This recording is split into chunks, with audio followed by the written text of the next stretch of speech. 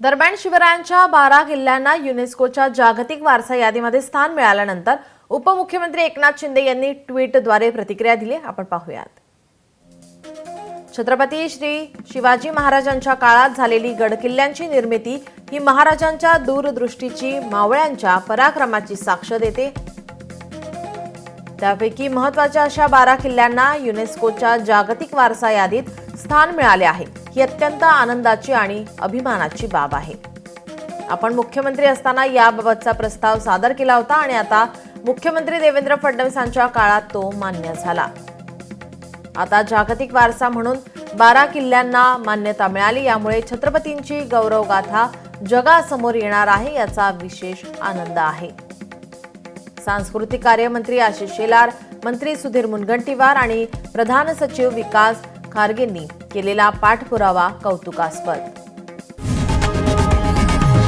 लोकशाही मराठी ऐका, पहा, जागरूक रहा।